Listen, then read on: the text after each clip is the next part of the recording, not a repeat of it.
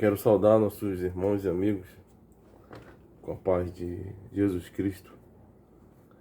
Mais uma vez, temos a oportunidade de meditarmos na palavra do Senhor. E não importa a situação que estivermos, seja alegria, seja momentos de alegria ou de tristeza, ou de angústia, ou qualquer situação de nossas vidas, devemos ter em mente que temos um Deus soberano, um Deus todo-poderoso que está no controle de todas as coisas e que tudo que Ele faz é perfeito, tudo que Ele faz é, muitas das vezes, é difícil de compreendermos, porque somos limitados, mas por Ele ser o Deus da nossa vida, o Deus da palavra, da verdade, por Ele ser o Deus Criador, tudo Ele faz para o louvor da sua própria glória e para o bem daqueles que o amam. Assim diz a palavra. Eu queria meditar com os irmãos e amigos no livro de Jó. Apenas uma pequena meditação de fato sobre esse texto e sobre o assunto um inimigo derrotado. Alguns vídeos atrás temos falado sobre o nosso verdadeiro inimigo, o inimigo de nossas almas, como diz a palavra. E de fato vamos verificar agora, nessa meditação, que ele é um inimigo derrotado e que nós devemos ter ciência disso. Mas vamos discorrer alguns detalhes, algumas coisas que a palavra de Deus nos ensina sobre isso. E eu queria quero me basear para falar algo a vocês no livro de Jó, Jó capítulo 1. Jó capítulo 1, versículos de 6 a 12. Jó capítulo 1, versículos de 6 a 12. Não vamos falar sobre a vida de Jó, né? Que Jó é um exemplo, um grande exemplo de servo de Deus, né? Não vai ser ele o assunto, mas o texto aqui vai nos levar à compreensão de algumas coisas sobre um inimigo derrotado. Jó capítulo 1, versículo de 6 a 12. Leiamos. E num dia em que os filhos de Deus vieram apresentar-se perante o Senhor, veio também Satanás entre eles. Então o Senhor disse a Satanás: De onde vens? E Satanás respondeu ao Senhor e disse: De rodear a terra e de passear por ela. E disse o Senhor a Satanás: Observaste tu, meu servo Jó? Porque ninguém há na terra semelhante a ele, homem íntegro e reto, temente a Deus e que se desvia do mal. Então respondeu Satanás ao Senhor e disse: Porventura teme Jó a Deus em vão? Porventura tu não cercastes de Sebe a ele e a sua casa e tudo quanto tem? A obra de suas mãos abençoastes e o seu gado se tem aumentado na terra. Mas estende a tua mão e toca-lhe em tudo quanto tem, e verás se não blasfema contra ti na tua face. Versículo 12. E disse o Senhor a Satanás: Eis que tudo quanto ele tem está na tua mão. Somente contra ele não estendas a tua mão. E Satanás saiu da presença do Senhor. Oremos. Senhor, nosso Deus e nosso Pai, nós te agradecemos pela tua palavra que sempre nos ensina a verdade, as verdades que devemos, ó Deus, aplicar em nossas vidas. Nos ensina, ó Deus, que temos um Pai cuidadoso, um Pai zeloso que cuida de seus filhos, que és tu, Senhor. Te agradecemos por tão grandes bênçãos que o Senhor tem nos concedido. Dentre elas é de sermos chamados teus filhos. Obrigado, Pai, te pedimos a tua direção na compreensão da tua palavra nesse momento. Em nome de Jesus, amém. Um inimigo derrotado. Satanás tinha acesso à presença de Deus e ele é conhecido por vários nomes, mas os mais conhecidos, os dois mais conhecidos é Satanás, que significa adversário, inimigo, né? Como a Bíblia nos mostra, inimigo de Deus, inimigo nosso verdadeiro inimigo, inimigo de nossas almas, e diabo, que significa acusador. Acusador. Nós vamos verificar logo à frente sobre essa palavra, acusador, né, que caracteriza esse demônio, esse anjo caído, né? Satanás é o verdadeiro inimigo, é o verdadeiro inimigo de nossas almas. Nós reconhecemos isso pela palavra de Deus. Desde o início, lá no Jardim do Éden, com Adão e Eva, desde o início ele tentou frustrar os planos de Deus.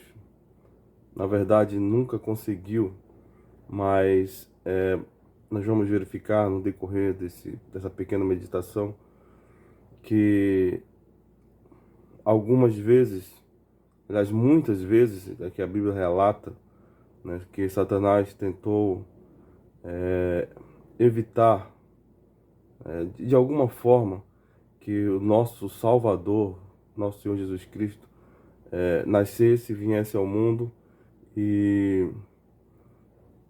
nascesse e vivesse e morresse por nós, por nossos pecados, cumprindo assim a vontade do Pai de salvar a muitos, né? Nós podemos logo falar agora que Satanás tentou de muitas formas, dentre elas podemos lembrar que quando Jesus nasceu, Herodes mandou matar todas as crianças de até 2 anos, né, daquela época, naquele lugar. Já era ação de Satanás para causar dano ao nosso Senhor e Salvador Jesus Cristo, que já havia nascido. Outras formas também Satanás usou, tentou, né, impedir que nascesse, né, da linhagem santa que Deus preservou desde Sete, né, desde o filho de Adão chamado Sete. Satanás tentou muitas vezes acabar com essa linhagem santa a qual nasceria o Senhor, nosso Senhor e Salvador. Esse detalhe nós podemos verificar numa outra situação, numa outra mensagem. Mas vamos falar sobre um inimigo derrotado, né? Satanás, de fato, é um inimigo derrotado. Satanás tentou frustrar os planos de Deus de muitas formas. E isso a palavra de Deus nos ensina em toda a Escritura. Nós podemos verificar a ação de Satanás nesse sentido. Mas ninguém pode frustrar os planos de Deus, do Deus soberano. E suas tentativas todas falharam. Todas falharam. Vamos olhar aqui rapidamente para o texto que nós lemos e vamos verificar um detalhe.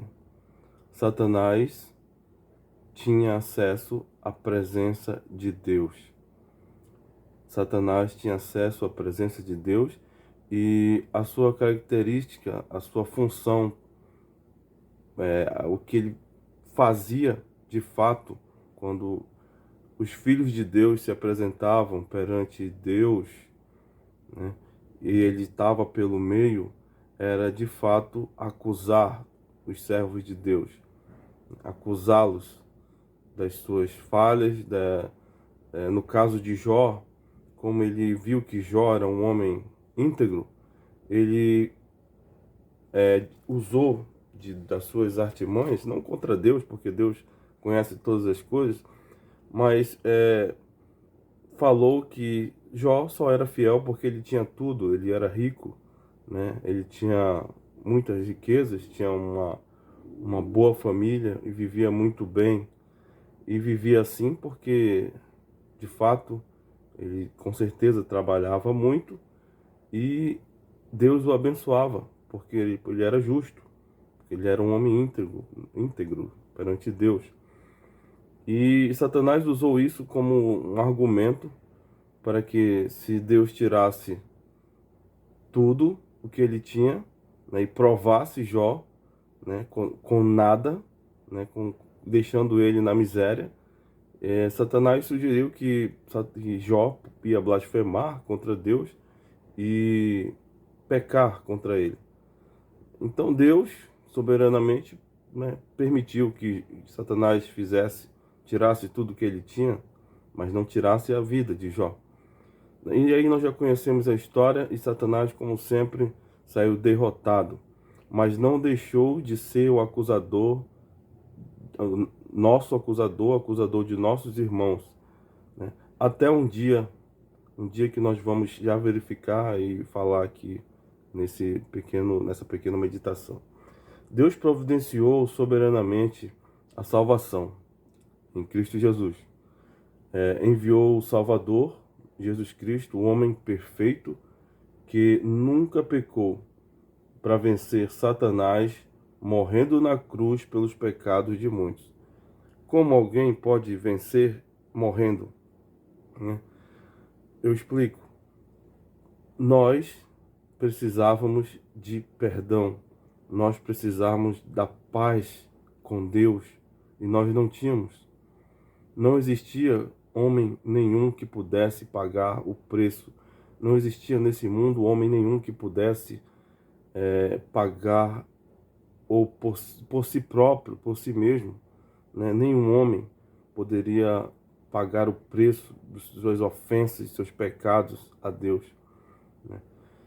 Nem mesmo o homem mais próximo de Deus, né, que a Bíblia relata a alguns, nem eles, né, nem eles poderiam fazer isso. Então o Senhor soberanamente providenciou primeiro alguém do céu, né, que nós já conhecemos a história, que viesse a esse mundo, encarnasse, nascesse e vivesse perfeitamente, sem pecar, passando por todas as situações que hoje nós passamos, né, com todas as dificuldades, sentindo na pele, né, mas nunca pecou, nunca cometeu qualquer iniquidade. Jesus Cristo fez o sacrifício perfeito e agradável a Deus. O justo, Jesus Cristo morrendo por nós, injustos. Então, a partir desse momento, o que nós falamos aqui, começamos a introduzir, é que Deus providenciou a salvação enviando o seu Filho, Jesus Cristo, o homem perfeito, que nunca pecou, para vencer Satanás morrendo na cruz. O que significou a morte de Cristo na cruz? Significou vida para nós, significou perdão de pecados, significou alguém inocente, alguém perfeito, alguém que nunca fez mal algum, entregando sua vida por amor de muitos, para salvar a muitos. E isso para Deus foi suficiente para perdoar nossos pecados. Isso para Deus foi o suficiente para que no momento certo, né, no caso quando Jesus na cruz, morrendo, disse: está consumado, está feito o que o Pai havia ordenado para ele, né? Deus aceitasse aquele sacrifício de Jesus Cristo em nosso favor, em nosso favor. Vamos entender melhor. Jesus Cristo se tornou vencedor através da sua morte na cruz e confirmou sua vitória quando ressuscitou ao terceiro dia. Ao terceiro dia. Vamos lá. Sua morte significou a derrota total de Satanás. Sua morte significou a derrota total de Satanás. Como diz a Escritura, né? Lá mesmo em Gênesis, o Filho do Homem esmagou a cabeça da serpente. O Filho do Homem derrotou o inimigo por completo. Por completo. Ele não tem mais vitória, porque a vitória pertence ao Senhor Jesus Cristo. Na verdade, ele nunca teve vitória alguma, mas das muitas vezes que ele acusava os nossos irmãos, que acusava os servos de Deus, né? Ele muitas das vezes dizia com certeza, olha, o teu servo, né, o Iriel, ele vive na prática de tal pecado. Ele diz que ele é um, um servo de Deus, mas ele vive praticando coisas que não deve, né? Esse tipo de acusação, Satanás hoje não faz mais na presença de Deus, porque simplesmente pode ser verdade, né? Muitas das vezes nós pecamos contra Deus, né? E nós erramos, de fato. O Senhor nos corrige, o Senhor nos coloca de volta no caminho para continuarmos firmes, né? Vamos falar sobre firmeza. Mas Satanás hoje não é mais aquele acusador como ele fez com Jó, porque se por acaso, né, depois da vitória de Cristo, ele ainda tivesse esse acesso à presença de Deus para acusar nossos irmãos, acusar os irmãos, os filhos, os servos de Deus, Deus iria simplesmente dizer para ele que agora nós estávamos justificados, tivemos nossos pecados perdoados, porque o seu Filho, o Senhor Jesus Cristo, morreu na cruz por eles, por nossos pecados. Logo, Satanás não teria e não tem mais base para acusar os servos de Deus, porque todos os nossos pecados foram levados por Cristo na cruz. Tentem entender, por favor. Satanás tinha acesso à presença de Deus para acusar-nos de dia e de noite, né? Hoje ele não tem acesso mais à presença de Deus para ser acusador daquela forma que fazia, porque todos os crentes, os verdadeiros servos de Deus, tiveram suas vestes, suas vidas lavadas no sangue de Cristo e os pecados perdoados. Portanto, Satanás não tem mais base nenhuma para acusar os servos de Deus. E o detalhe, vamos continuar lendo aqui minhas anotações. A derrota foi total de Satanás. Como diz a Escritura, o Filho do Homem esmagou a cabeça da serpente. A ressurreição de Jesus foi a confirmação da vitória, e hoje ele está no céu, né? Após ressuscitar, no terceiro dia Jesus ressuscitou, né? E breve voltará para arrebatar a sua igreja para reinar com ele eternamente.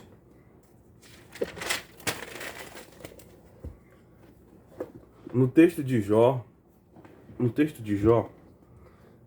Satanás tinha antes a liberdade, como eu já falei, de comparecer na presença de Deus e acusar os seus filhos, assim como fez com o próprio Jó, né? Também fez com muitos servos de Deus. E a Bíblia diz que ele fazia assim a todo momento. Acusador, é uma profissão, acusar. Essa é a profissão dele, acusador, né? E outras características mais originalmente mais que ele tem. Mas quando Jesus Cristo venceu na cruz através do seu sangue, aqui vamos começar a ver as referências. Apocalipse capítulo 12, versículo 11. Vamos ler. Apocalipse 12, versículo 11.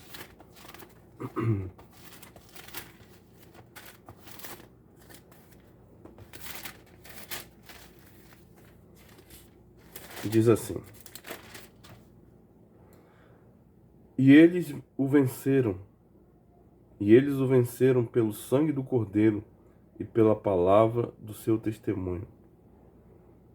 O sangue de Cristo, o sangue do Cordeiro, né? A palavra de Deus diz que nós somos vencedores por causa do sangue de Cristo, por causa de Cristo Jesus, né? Através do seu sangue. Satanás foi expulso, né? Expulso do céu, derrubado daquele status que tinha de acusador. Aqui nós vamos verificar que em Apocalipse, nós podíamos ler Apocalipse capítulo 12, o capítulo inteiro. Alguns teólogos dizem que ele é o resumo de todo o Apocalipse, esse capítulo 12, essa revelação de João aqui nesse texto do capítulo 12. Mas vamos verificar apenas sobre essa parte que fala que o acusador, Satanás, perdeu esse status de acusador na presença de Deus. Vamos ler. Vamos continuar lendo aqui.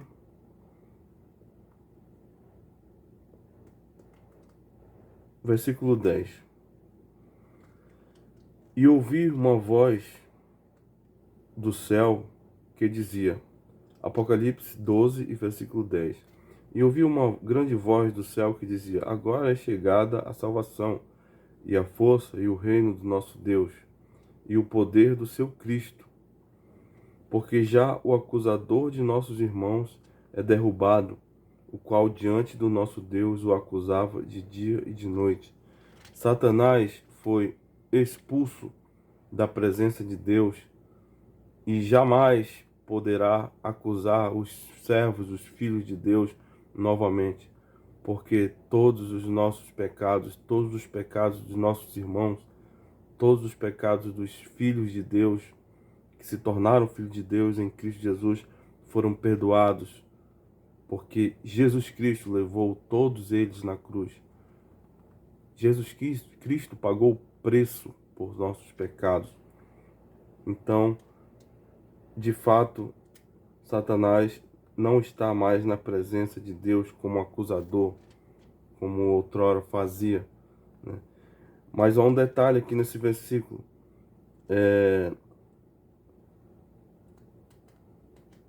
Versículo 12, né, do mesmo capítulo de Apocalipse 12, versículo 12. Por isso, alegrai-vos, ó céus, e vós que neles habitais. Ai dos que habitam na terra e no mar, porque o diabo desceu a vós e tem grande ira, sabendo que já tem pouco tempo. Aqui nós podemos ver um outro detalhe, que Satanás foi expulso da presença de Deus como acusador dos nossos irmãos, mas ele veio para a terra, segundo o versículo 12. O diabo desceu a vós e tem grande ira, sabendo que já tem pouco tempo. Então Satanás está hoje aqui na terra e tem agido de forma a desestabilizar a igreja de Cristo, né? A colocar a palavra de Deus em dúvida, né, em xeque, em meio a tantos fatos, né, de tantas coisas que estão acontecendo no mundo, que envolvem leis e que envolvem a cultura, que envolve a vida social em si, a família.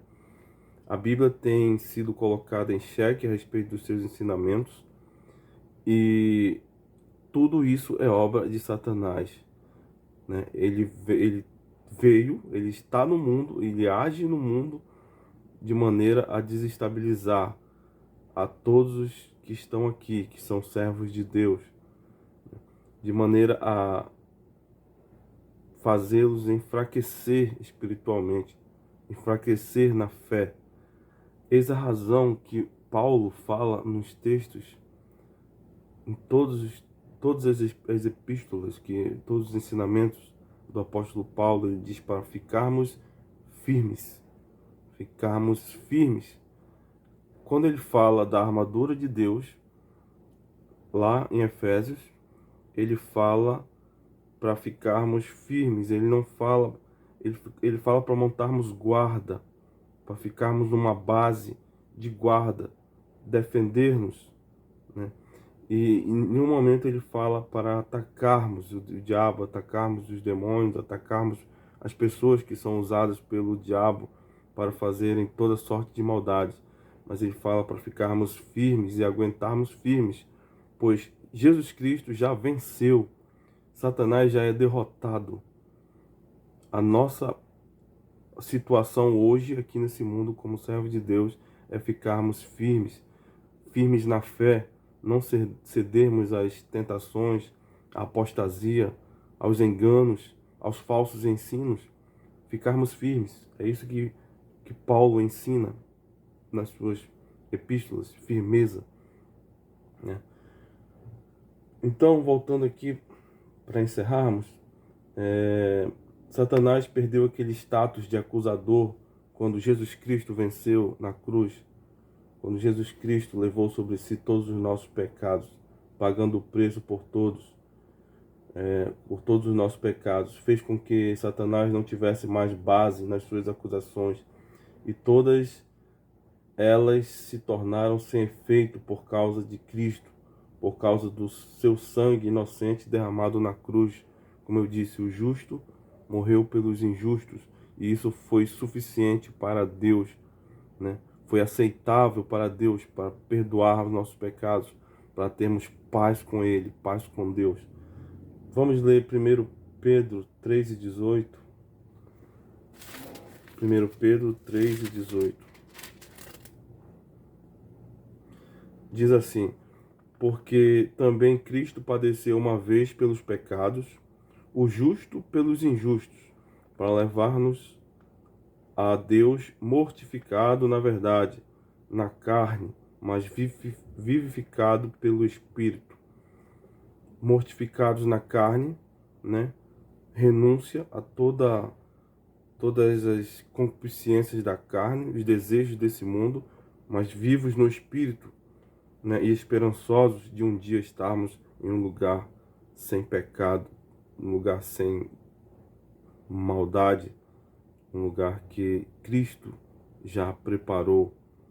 Lembra do ladrão na cruz? Um blasfemou contra o Senhor e o outro disse: Senhor, lembra-te de mim quando entrares no teu reino. E o Senhor, conhecendo a sinceridade dos dois corações, viu que aquele ladrão que falou aquilo estava de fato arrependido dos seus pecados, e o Senhor o perdoou. Naquele momento o Senhor perdoou seus pecados e disse para ele: hoje mesmo estarás comigo no paraíso. E aí nós podemos verificar o quanto ecoou no tempo, em todos os tempos até hoje, em nossos dias, o testemunho desse ladrão, né? E apenas uma frase ele disse para o Senhor: lembra-te de mim quando entrar no teu reino.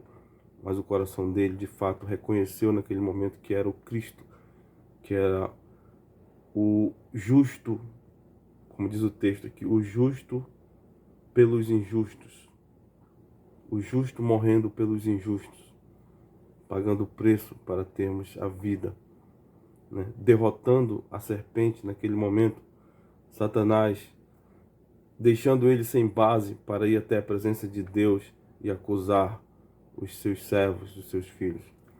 Então Cristo é vencedor.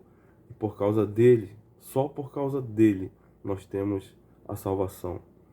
Não merecíamos, nenhum homem merece ser salvo, nenhum homem tem merecimento, nenhum homem tem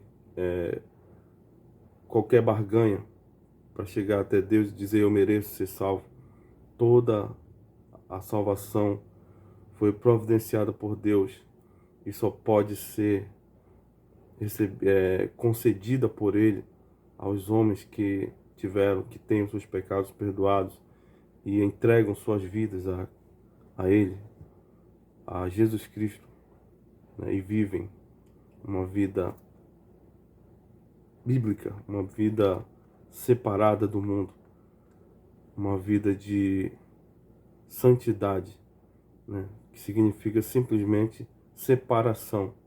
Santo significa separado, separado daquilo que Deus odeia, daquilo que Deus não gosta, do pecado. A cada dia nós temos que viver mais separados do pecado e buscarmos mais a Deus, nos aproximarmos de Deus. Isso significa ser santo, isso significa santidade, né? Depois disso, conforme o texto bíblico de Apocalipse 12:12, que nós já lemos, que diz que Satanás desceu para a terra e tem grande ira, sabendo que pouco tempo lhe resta, agora nesse momento está a querer desestabilizar, como já falei, a igreja, a fazer com que muitos decaiam e enfraqueçam na fé. Essa é a grande missão de Satanás, fazer com que os servos de Deus enfraqueçam na fé, caiam na sua confiança, né? Caiam em pecado, e muitas das vezes ele tem conseguido, né? Ele tem conseguido, mas nós temos o nosso Senhor, Deus, que nos garante a vitória em Cristo e nos garante que nas horas difíceis Ele estará sempre conosco, né? Então, a missão de Satanás é desestabilizar a igreja e a pregação da verdadeira palavra de Deus, dos ensinamentos da verdade, a fazer com que muitos, como eu disse, Satanás hoje quer fazer com os seus planos, com suas setas inflamadas, como diz o texto em Efésios, que muitos se enfraqueçam na fé, né? Seus planos hoje aqui no mundo é enfraquecer os irmãos, né? Enfraquecê-los na fé, a nós e aos nossos irmãos em Cristo, né? Eis a razão que a exortação bíblica de ficar firmes, que Paulo sempre fala, né, contra as astutas ciladas do diabo. Essa exortação que eu já falei, já citei, que o apóstolo Paulo, não só ele, mas Pedro e os outros apóstolos, todos os apóstolos, todos os servos de Deus falam em ficar firmes, né? Vamos ver um texto aqui sobre o porquê ficar firmes, o porquê estar preparados, né? 1 Pedro, aqui em Pedro mesmo, capítulo 5 e versículo 8 e 9. Vamos ler primeiro 8. 1 Pedro 5 e 8. Diz assim: repare nessa primeira palavra, sede sóbrios, sobriedade. Temos que estar sempre sóbrios, né? Com a mente voltada à realidade, né? Principalmente da palavra de Deus, aos acontecimentos, às profecias, né?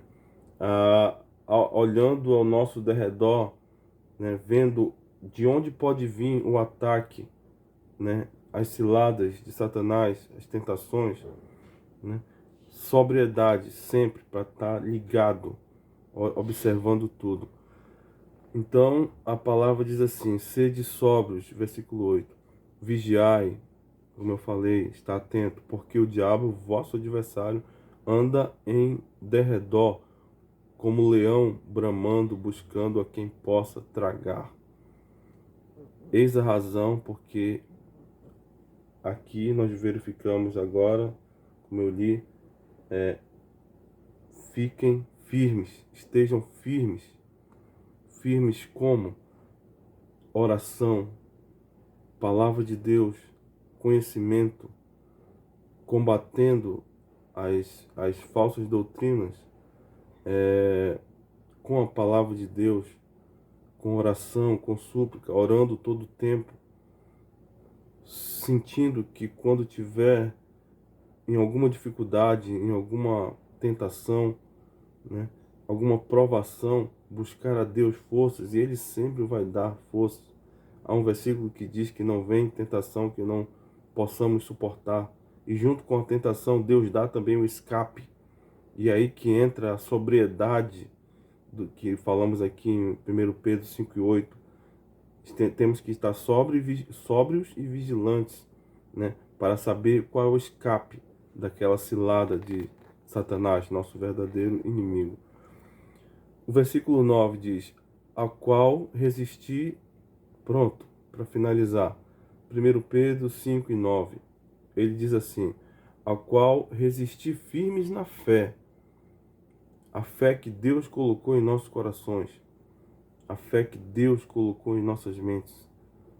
Essa é a fé a qual nos faz resistir, ao qual resistir firmes na fé, sabendo que as mesmas aflições se cumprem em vossos irmãos no mundo.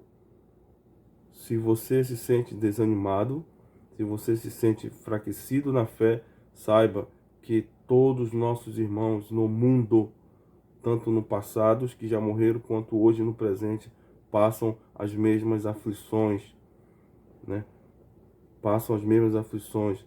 Então, Pedro fala que resistir firmes na fé, sabendo que as mesmas aflições se cumprem entre os vossos irmãos no mundo.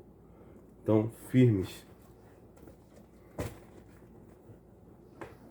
Nas Escrituras, a ordem é ficar firme, como nós já falamos. Pois Cristo já venceu, Satanás já é derrotado, né? Já passou o dia D, né? Eu lembro da pregação do pastor Augusto, um exemplo interessante entre o dia D e o dia V. O dia D já aconteceu, né? O dia em que Cristo venceu, né? Morrendo na cruz, pagando o preço por nossos pecados, derrotando Satanás, esmagando a cabeça da serpente, né? E hoje ele só se, sabe, quando mata uma cobra, o corpo fica se debatendo ainda, os músculos, os estertores da cobra ainda fica como se ela estivesse viva, mas ela está morta. E é assim que está Satanás hoje. Ele só está se movimentando, né, causando todo o mal que ele pode causar, até que seja totalmente sentenciado não, condenado no lugar que ele irá perecer eternamente, né? Então, Jesus Cristo já venceu, nós somos vencedores em Cristo, nós só temos que ficar firmes, né? Então, o dia D foi o dia em que as tropas dos aliados introduziram um golpe fatal na guerra, na Segunda Guerra Mundial contra a Alemanha. E naquele dia foi o dia que a Alemanha perdeu a guerra. O dia que a história diz que a Alemanha perdeu a guerra, naquele dia chamado dia D. E entre o dia D e o dia V, o dia de fato da vitória, né, demorou algum tempo ainda houve batalhas, né, até a Alemanha se render. E é isso que exemplifica o dia D, o dia que Cristo venceu Satanás, Cristo venceu na cruz, morrendo por nossos pecados, ressuscitando ao terceiro dia e hoje está no céu e breve voltará, né? E o dia V, que é o dia exatamente da sua vinda, da vitória final, em que salvará a igreja, arrebatará os seus, né, levará para si novo céu e nova terra, e Satanás eternamente condenado no lago de fogo junto com as pessoas que não vão dar ouvidos à palavra de Deus e todos os demônios que foram expulsos do céu com ele. esse dia D já aconteceu. Nós aguardamos o dia V, a volta de Cristo, né? Então, que possamos ter entendido um pouco sobre esse assunto, né? Não sou formado em teologia, apenas procuro ouvir, aprender, ler e aprender a palavra de Deus. Existem alguns textos ainda aqui que eu anotei, Efésios 6, 11 a 13, que fala sobre firmeza. Vamos ler rapidamente. Efésios 6, Efésios 6, de 11 a 13, que diz assim: revesti-vos de toda a armadura de Deus, para que possais estar firmes contra as astutas ciladas do diabo, né? Versículo 13: portanto, tomai toda a armadura de Deus, para que possais resistir no dia mau, e havendo feito tudo, ficar firmes, né? 1 Coríntios 16 e 13. 1 Coríntios 16 e 13. Diz assim: vigiai, estai firmes na fé, portai-vos varonilmente e fortalecei-vos. Fortalecei-vos na palavra de Deus, na oração e na súplica. Hebreus 10 e 23. Hebreus 10 e 23. Diz assim: retenhamos firmes a confissão da nossa esperança, porque fiel é o que prometeu, né? Estejamos firmes, né? Firmes na esperança que Cristo nos deu, porque Ele é fiel, Deus é fiel. Nós muitas das vezes somos infiéis, mas Deus é sempre fiel e Ele permanece fiel, e é por isso que Ele cumprirá todas as suas promessas. E um dia nós saberemos, nós veremos de fato cumpridas todas as promessas de Deus.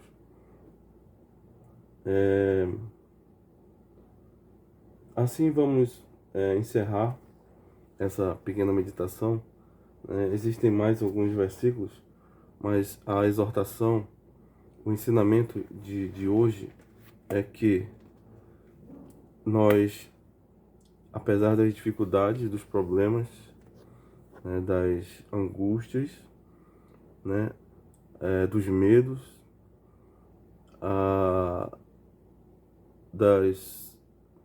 das coisas que assolam o mundo e que nos atingem também, né?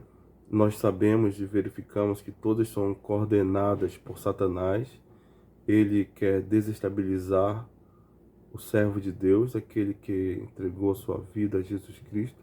Ele quer desestabilizar a igreja de Cristo, né?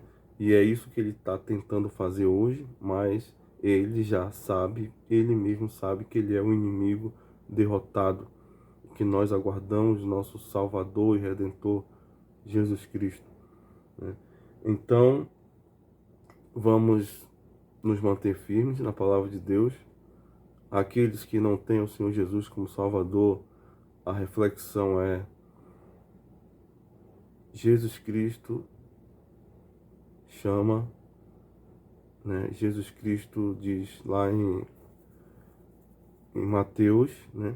Vinde a mim todos que estáis cansados e sobrecarregados, e eu vos aliviarei. Isso significa que o Senhor está chamando todos aqueles que ouvem a pregação da sua palavra, né? E convertendo os corações de todos aqueles que se arrependem dos seus pecados, pois eles virão até os pés de Cristo, né, arrependidos. E Jesus Cristo está chamando através da sua palavra. Arrependei-vos e convertei-vos, como pregou um dia Pedro, para que sejam cancelados os vossos pecados. E saiba que um dia todos nós prestaremos conta perante Deus, grandes e pequenos, né? Grandes e pequenos.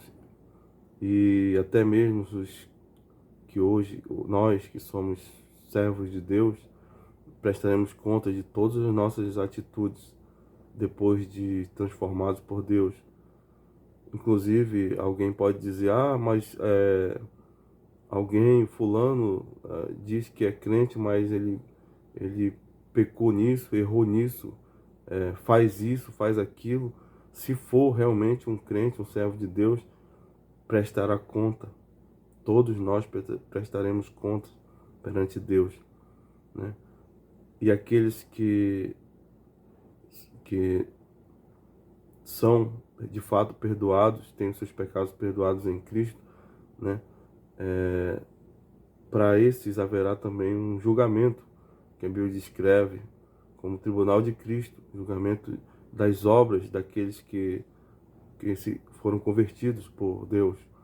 Também esses terão, é aí que muitos crentes, segundo os ensinamentos da palavra, até chegarão a sentir vergonha por não terem trabalhado na obra de Cristo, não terem feito nada por amor a Cristo, né? E aí entra um outro detalhe, né, que podemos estudar um outro momento sobre o tribunal de Cristo, né, que Cristo vai julgar até os seus escolhidos. Eles passarão por julgamento de suas obras, né? Lá em Coríntios, Paulo fala sobre isso. Então, aos que são servos de Deus, que fazem uma análise, né, da sua vida todos os dias, que façam sempre um autoexame, que se em algum momento ofendemos a Deus ou a nossos irmãos, né, que possamos estar sempre arrependidos e pedindo a Deus que nos ajude a seguir cada dia e a melhorar, né? Aqueles que não têm o Senhor Jesus como Salvador, reflita, porque o Senhor está chamando. O Senhor é poderoso para mudar a sua vida, né? Para mudar completamente a sua vida, se você entregar a sua vida a Ele. Que Deus nos abençoe. Amém.